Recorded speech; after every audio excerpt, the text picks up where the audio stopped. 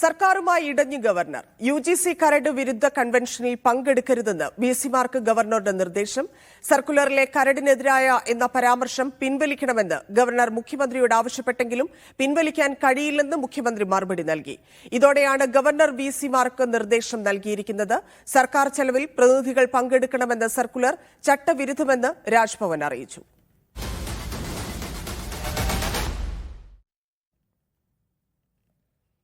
ഗോപാൽ ശീലാസനൽ ചേരുന്നു. ഗോപാൽ, വീണ്ടും സർക്കാർ ഗവർണർ പോരാണോ?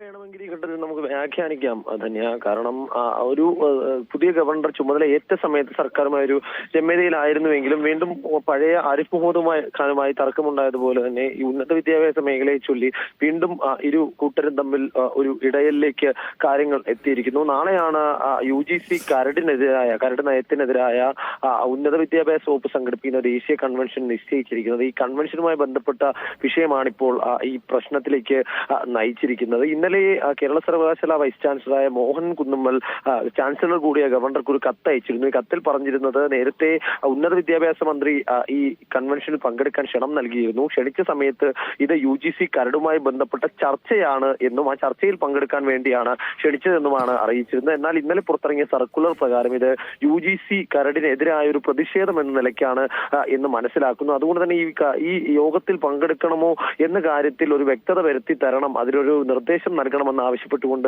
ഈ VC ഒരു കത്ത് ചാൻസലർക്ക് നൽകിയിരുന്നു. ഇത് പ്രകാരമാണ് ഇന്ന് ഗവർണർ ഈ വിഷയത്തിൽ ഇടപെട്ടത്. ഇത് പ്രകാരം മുഖ്യമന്ത്രിയോട് ഇന്ന് ഈ സർക്കുലറിലുള്ള UGC കരടിന് എതിരായ കൺവെൻഷൻ എന്ന പരാമർശം ഒഴിവാക്കണമെന്ന് ആവശ്യപ്പെട്ടു. എന്നാൽ ആ പരാമർശം ഒഴിവാക്കാൻ കഴിയില്ല എന്ന് മുഖ്യമന്ത്രി മറുപടി അറിയിക്കുകയും ഇത് ഗവർണറെ ചൊടിപ്പിക്കുകയും ചെയ്തു എന്നാണ് നമുക്ക് ലഭിക്കുന്ന വിവരം. ഇത് പ്രകാരമാണ് വൈസ് ചാൻസലർമാരോട് ഈ കൺവെൻഷനിൽ പങ്കെടുക്കേണ്ട എന്ന ഒരു നിർദ്ദേശം ഗവർണർ നൽകിയിരിക്കുന്നത് എന്ന് മനസ്സിലാക്കുന്നത്. ഇത് പ്രകാരം പല വൈസ് ചാൻസലർമാരും ഇത്തരത്തിൽ UGCക്കെതിരായ കരട് നയത്തിനെതിരായ പ്രതിഷേധമാണ് എങ്കിൽ പങ്കെടുക്കുന്നില്ല എന്ന നിലപാട് സ്വീകരിച്ചിട്ടുമുണ്ട്. അതിനോടൊപ്പം തന്നെ ഈ സർക്കുലറിൽ ഉണ്ടായിരുന്ന മറ്റൊരു കാര്യം സർക്കാർ ചെലവിൽ, അതായത് സർക്കാർ ചെലവിൽ പ്രവർത്തിക്കുന്ന സർവകലാശാലകൾ സ്വന്തം ഫണ്ടിൽ നിന്ന് പണം ചെലവാക്കി വേണം ഈ കൺവെൻഷനിൽ പങ്കെടുക്കാനെന്നും പ്രതിനിധികളെ നിശ്ചയിക്കാനെന്നുമായിരുന്നു. അത്തരത്തിൽ അങ്ങനെ ഒരു സർക്കുലർ ഇറക്കുന്നത് ചട്ടവിരുദ്ധമാണ് എന്ന ഒരു അഭിപ്രായം കൂടി രാജ്ഭവനുണ്ട്. അതുകൊണ്ട് തന്നെയാണ് ഇപ്പോൾ ഇത്തരത്തിലൊരു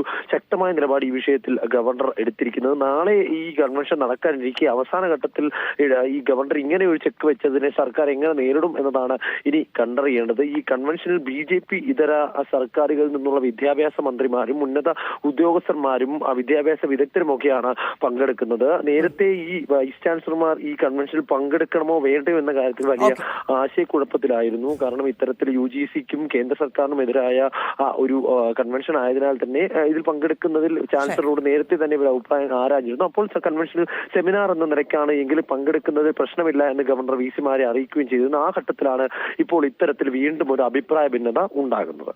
ശരി ഗോപാൽ.